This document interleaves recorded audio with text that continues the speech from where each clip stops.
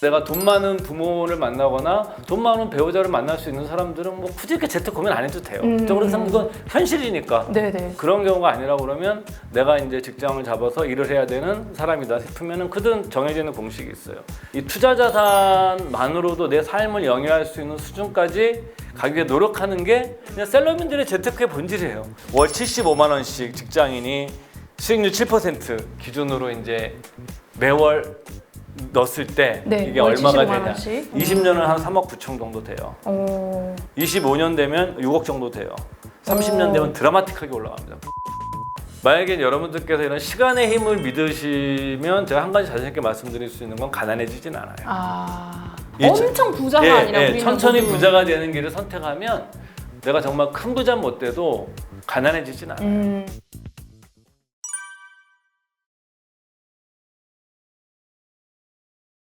네, 안녕하세요. 돈어리 김하나입니다. 자, 여러분 요즘 물가도 참 많이 오르고 또 월급은 안 오르고 참 살기가 팍팍합니다. 그런데 정말 이 그 장수 시대, 100세 시대라고 이야기를 하는데 이 노후에 나는 과연 어떻게 해야 되나 막막하기도 한데요. 자, 오늘은 우리 미래에 대한 걱정을 함께 이야기해 보실 분 모셨습니다. 오늘 우리의 안정적인 노후에 정말 해답을 주실 분입니다. 미래에셋 투자와 연금센터의 이상건 센터장님 모셨습니다. 안녕하세요. 예, 반갑습니다.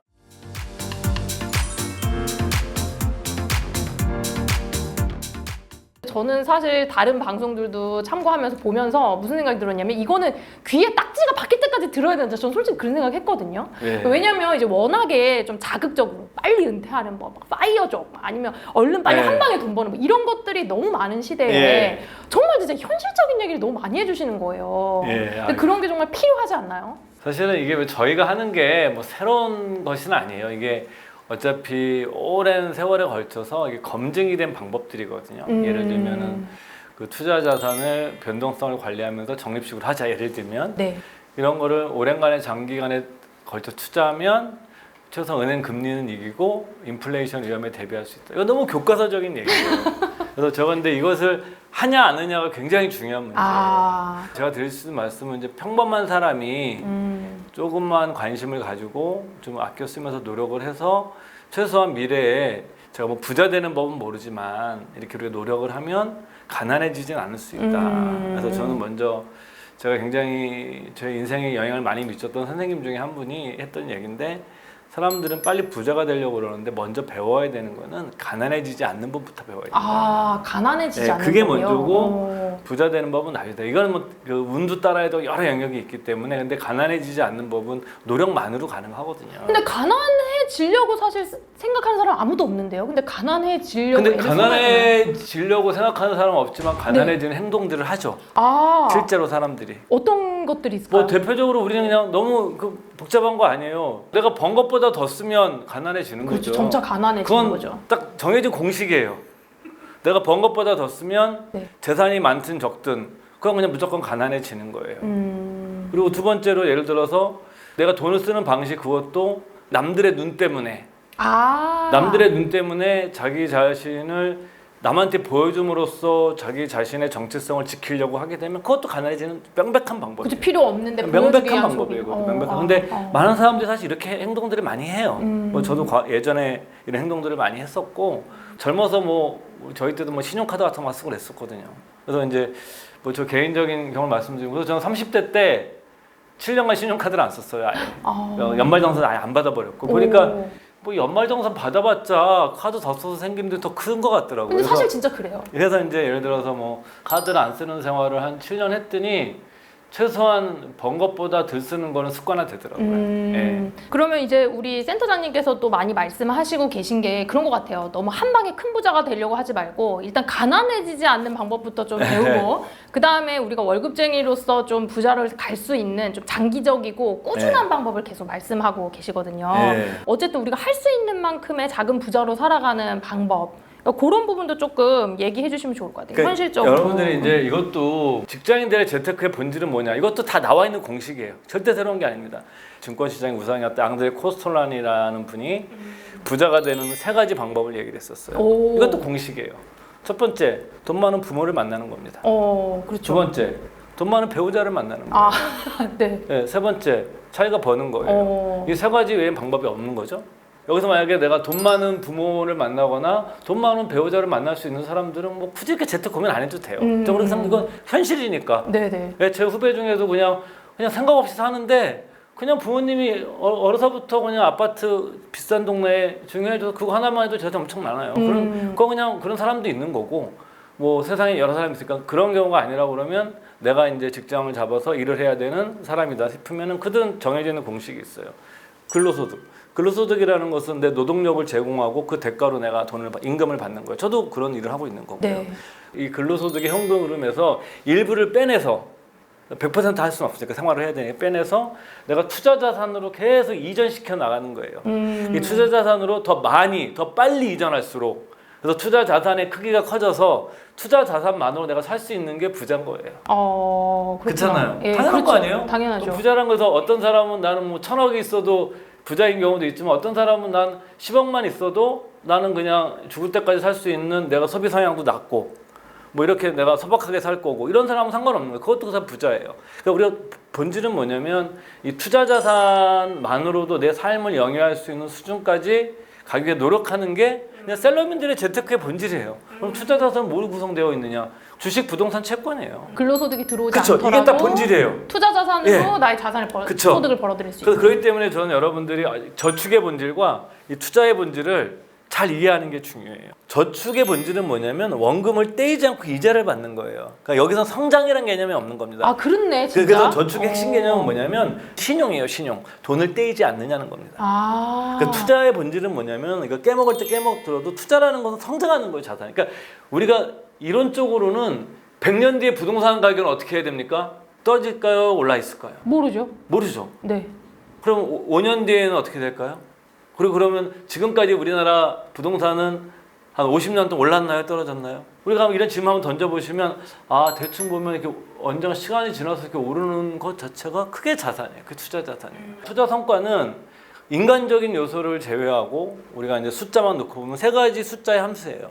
하나는 수익률. 당연히 수익률이 높으면 투자 성과가 좋겠죠. 그 다음에 투자 금액이 크면 투자 결과로서 금액이 커지겠죠. 그다음 세 번째가 시간입니다. 투자 기간이 걸어지면 이게 이제 우리 복리 효과를 말씀드리는 건데 시간 때문에 그런 건데 여기서 보세요. 수익률은 내가 높이면 높일수가 좋지만 이게 마음대로 쉽지 않아요. 굉장히 사실 여러분들이 내가 원하는 만큼 수익률 높일 수 있으면 여러분들이 이런 유튜브도 보실 필요도 없고 회사도 다니실 필요 없어요. 내가 여러분들 농담삼아 그런 얘기를 하는데 22% 여러분들이 20% 수익률을 여러분들이 올릴 수 있는 능력이 있는 사람이면 아무것도 안 해도 돼요. 그냥 20%면 엄청난 거죠. 예. 15%만 내가 매년 올릴 수 있으면 지금 당장 회사 그만두시고 자금 운용하시면 돼요. 금액이 적더라도. 그럼 언젠가 이분은 무조건 부자가 돼요. 두 번째가 금액인데 금액이라는 건 당연히 크게 시작하는 게 절대적으로 유리합니다. 근데 돈의 크기의 아이러니인데 이게 바로 100억을 가진 사람의 1%는 1억이거든요. 네. 근데 100만 원 가진 사람의 1%는 얼마예요? 만 원밖에 안 되죠. 예. 그러니까 거꾸로 보게 되면 100억을 가진 사람들은 100억 중에 10%를 아주 공격적으로 투자해도 아무 상관이 없어요. 그렇잖아요. 그다 날리더라도 내 삶에 전혀 지장이 없거든요. 근데 예를 들어서 100만 원 있는 사람들은 공격적으로 투자해서 다 잃으면 꽝이 돼요. 누가 더 공격적일까요? 항상 후자가 공격적이에요. 이게 바로 제 생각엔 돈의 아이러니예요. 오히려 적게 가진 사람들이 오히려 더 공격적인 행동을 많이 돈에 한다는 적게 가지신 건가요? 분들이 더 잘 꾸려나가야 되거든요. 장기적으로 더 계획을 세워도 고민해야 되거든요. 근데 사람이 뭐냐면 리스크를 수용하는 게 사람의 성격도 있지만 돈의 크기도 좌우를 해요. 이런 식으로. 얼마 안 되니까 뭐 이렇게 접근을 한다는 건가요? 그 다음에 세 번째가 시간이에요. 근데 이 세 가지 변수 중에 가장 과소평가받는 게 시간이에요. 연금 투자는 제일 바보같이 해야 되는 거다. 왜냐면 매월 얼마씩 꾸준히 계속 쉬지 않고 시장이 좋으나 낮으나 만약에 시장이 좋고 나쁜 걸 예측할 수 있으면 그렇게 해라. 왜 그렇게 안 하냐? 내가 바닥에서 꼭대기 팔 수 있는데 왜 안 합니까 그거를? 근데 사람들이 그럼에도 불구하고 맨날 알고 싶어한 건 시장의 바닥과 꼭대기가 어딘지 알고 싶어요. 맞아요. 원래 알 수 없는 걸 알고자 하는 거예요. 사람이 뭐냐면 알 수 있는 거에 집중을 해야 돼요. 그러면 여러분들 뭐냐면 내가 예를 들어서 뭐 연금 저축 계좌를 내가 운용을 하는데 이걸 내가 뭐 직장 생활 뭐 30에 시작을 했어. 그러면 내가 55세 후에 받아. 그러면 25년 나한테 주어져 있는 시간이에요. 물론 그 과정에 뭐 이직도 여러 가지 일이 생길 수가 있지만 우리가 일단은 상품 구조만 놓고 25년 동안 있어요. 25년 동안 내가 얼마를 넣을 수 있는지에 대한 고민을 안 해요, 사람들이. 그냥 빨리 부자가 됐고 빨리 막 돈 많이 벌어서 이런 생각을 해도 내가 25년의 시간 동안 내가 얼마를 넣어서 얼마를 할 수 있는가. 그래서 여러분들 인터넷 들어가시면 월 적립식 복리 계산기 같은 게 있어요. 오, 네네. 그래서 제가 얼마 전에 뭐 방송에서 물어봐가지고 저도 이제 저는 완전 컴맹이거든요, 지금도. 그래서 거기 가가지고 제가 이제 월 75만 원씩 직장인이 수익률 7% 기준으로 이제 매월 넣었을 때 네, 이게 월 얼마가 75만 되냐. 원씩. 7%를 제가 왜 선정을 했냐면 그 S&P 500이 이제 사실 76년도에 그 맹가드르사를 설립한 존 보글이라는 굉장히 전설적인 이제 투자업계 인물이죠. 이분께서 이제 개인들을 위한 최초의 인덱스 펀드를 S&P 500 인덱스 펀드를 출시합니다. 소액 주주들을 위해서. 76년도. 그러니까 뭐 그 전에 이제 인덱스 펀드가 있었는데 그건 주로 이제 기관 투자자가 주로 팔았던 상품이고 일반인도 할 수 있는 상품을 이제 처음 내놓게 된 거죠. 굉장히 이건 중요한 변화입니다. 이게 자산운용업에서. 그때 이후부터 지금까지 쭉 이렇게 기록이 있어요. 그 다음에 이제 또 구글에 또 들어서 검색해 보시면 S&P 500을 70년대 이 상품이 나왔지만 요 똑같은 방법론을 가지고 S&P 500 기업을 뽑아서 이거를 1800년대까지 연장을 해가지고 200년간의 그 S&P 500을 그래프를 뽑아놓은 게 있습니다. 연평균 한 8% 정도 나와요. 근데 최근에 좀 높아요. 최근에는 주가가 많이 올라서 최근에 10%가 넘을 거예요. 그래서 어떤 분들은 이제 S&P 500도 많이 올랐다고 얘기하시는 분도 계세요. 그렇지만 우리가 이제 가장 볼 수 있는 대표적인 이런 그 시장 지수거든요. 이건 단순한 개별 종목 지수가 아니라 전체에 시장 대한 전체에 대한 시장 전체. 그러니까 미국이란 나라에 상장되어 있는 주식이란 통틀은 자산이 만들어내는 수익률이에요. 그게 이제 연평균 한 8% 정도 나옵니다. 그래서 좀 낮다 치고 7%를 잡으면 월 75만 원씩 10년을 넣으면 1억 3,157만 7천 원 정도가 돼요. 10년 넣으면? 예, 20년은 한 3억 9천 정도 돼요. 25년 되면 6억 정도 돼요. 30년 되면 드라마틱하게 올라갑니다. 9억이 넘어가요. 아, 이게 복리 효과 때문인가요? 그래서 만약에 그러니까 뭐냐면 돈이 많지 않은 사람들이 가지고 있는 가장 큰 자산은 시간이란 자산인데 많은 분들이 금액과 수익률에 매달리는 거예요. 먼저 내가 시간이라는 자산을 어떻게 최대한 활용할 것이고 내가 수익률 8에서 10%만 올려도 내가 월 뭐 100만 원, 75만 원을 꾸준히 투자하면 물론 이거대로 안 될 수도 있습니다. 떨어질 수도 있고 저도 뭐 미래 예측할 수 있는 건 아니지만 우리가 이제 과거에 그랬으니까 이거를 물론 과거가 미래를 대체하지 못하겠지만 우리가 이제 과거 경험치를 봐서 한 7, 8% 내가 딴다, 수익률 올린다, 뭐 딴다는 표현이 이상하지만 그걸 원더 가정을 해보더라도 여러분들께서도 보면은 굉장히 복잡하게 생각하는 거죠. 내가 빨리 뭘 사서 부자가 돼서 몇 억을 벌게 생각하지 말고 연금저축계좌라는 좋은 제도가 있고 그리고 그 제도는 세액공제도 해주고 그 다음에 발생한 수익에 대해서 과세일이 이연해 주잖아요. 네네. 말 그대로 뭐 ETF 가전대나 배당금을 받았으면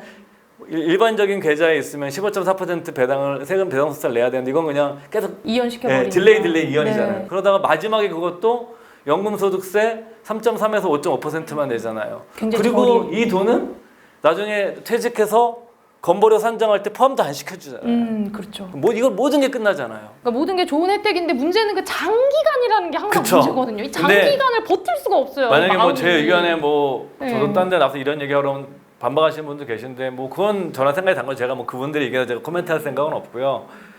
만약에 여러분들께서 이런 시간의 힘을 믿으시면 제가 한 가지 자신 있게 말씀드릴 수 있는 건 가난해지진 않아요. 엄청 부자가 아니라 우리는 천천히 모두 부자가 되는 길을 선택하면 내가 정말 큰 부자 못 돼도 가난해지진 않아요. 그래서 주식시장을 통째로 사는 방법 같은 게 있는 거죠. 그게 인덱스를 사는 방법인 거고 아니면 좀 보수적이신 분들 중에 이제 뭐 배당 성장, 그러니까 배당금이 쭉 성장하는 것도 성장하는 거거든요.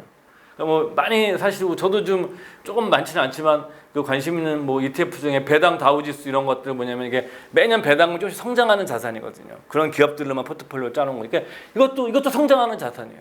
그러니까 기본적으로 여러분들이 뭐냐면 자산이 성장해야 돼요. 장기적으로. 그럼 여러분들이 성장하는 자산을 중심으로 짜면서 내가 이 리스크가 다 싫으면 여기에 내가 성장하진 않지만 내가 확실하게 원금이 단기적으로 보장이 되는 건 그게 바로 여러분들 거창하게 얘기하는 자산 배분이고 포트폴리오예요. 그러니까 결국에 연금을 마련할 때도 이런 포트폴리오를 통해서 성장하는 자산도 마련하고 안정적인 자산도 마련하고 이거 성향에 맞게끔 이렇게 제시를 해라. 자기가 뭐 너무 지식이 없으신 분들은 또 다른 방법은 뭐 TDF, 타겟 데이티드 펀드 같은 거 해가지고 뭐 대충 내가 뭐 2045 그럼 2045년도에 은퇴한다고 가정해서 주식 비중을 계속 조절해 주는 거 알아서. 그러니까 이거 뭐 저희가 쓰는 표현은 이게 뭐 자동 항법 장치 같은 상품이라고 그러는데 지가 알아서 그냥 이렇게 굴러가는 거예요. 그런 거를 내가 넣어놓고 가져가거나 이런 방식을 취하시는 게 좋고. 너무 이제 단기 매매하거나 이렇게 어떤 유행에 따라서 투자하거나 그거는 개인적으로는 저는 연금에 적합한 방법은 아니다. 연금은 이렇게 좀 장기적으로 성장하는 자산 그리고 만약에 내가 테마를 하더라도 좀 여러분 반드시 그런 건 적립식으로 이렇게 좀 꾸준히 할 수 있는 것. 그러니까 여러분들이 뭐냐면은 좋은 투자 방법은 지속 가능한 방법을 내가 습관화하는 거예요. 지속 가능한 방법. 네, 그래서 저는 뭐 적립식 투자 방법에 저는 너무너무 강력한 옹호자입니다. 저는 적립식 투자 방법이 연금 투자의 최고의 방법이라고 생각하는 사람이에요.